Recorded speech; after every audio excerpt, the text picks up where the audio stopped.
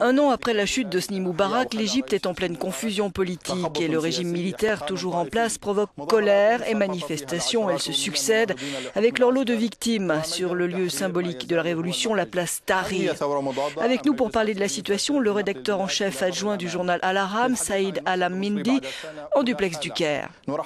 Bonjour Monsieur Saïd. Le procès du président Moubarak a commencé il y a 7 mois et les audiences ont été reportées à plusieurs reprises. Croyez-vous qu'on a vraiment l'intention de le juger?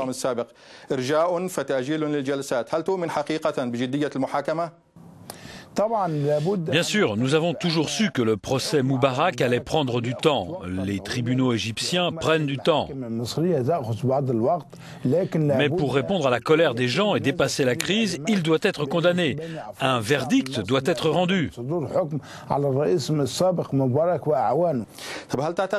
Le gouvernement est actuellement gouverné par le Conseil suprême des forces armées. Quelles sont les perspectives de l'Égypte? Moubarak est tombé, mais le régime est toujours là. Pensez-vous que l'Égypte a besoin d'une autre révolution? En ce qui concerne ce qu'on appelle le régime militaire, je pense qu'il est très difficile d'accepter de vivre à nouveau sous un régime militaire. Moubarak était un militaire, Sadat l'a été également, tout comme Gemal Abdel Nasser. Le peuple égyptien en a assez des militaires, il est extrêmement réticent à l'accepter à nouveau. Le Premier ministre, Kamal Al-Janzouri, a assuré que le régime militaire prendra fin le 30 juin.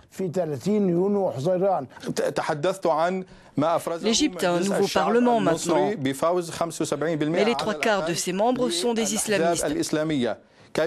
Comment alors faire avancer l'Égypte vers la démocratie et la société civile?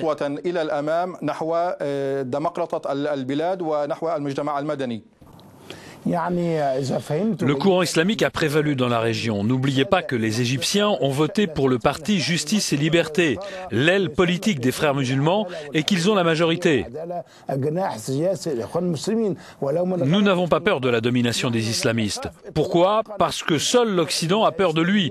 L'Occident est préoccupé par les islamistes. On nous a mis en garde et l'ancien président avait coutume de dire « soit c'est moi, soit c'est le chaos ou les islamistes ». Nous n'avons pas peur parce que nous sommes musulmans et nous voyons bien les enjeux. L'épouvantail de l'islam, c'est pour l'Occident, pas pour nous, le peuple égyptien.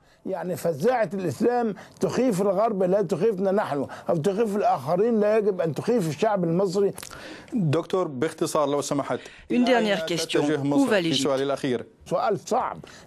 C'est une question difficile. Il est vraiment crucial de savoir ce à quoi l'Égypte aspire. Il y a de nombreux partis, un nouveau monde, de nouvelles valeurs qui nous régissent. Nous devons être optimistes pour demain, croire le Conseil suprême des forces armées quand ils disent qu'ils rentreront dans leurs casernes fin juin, quand ils disent que le gouvernement doit être un gouvernement civil, par la volonté du peuple.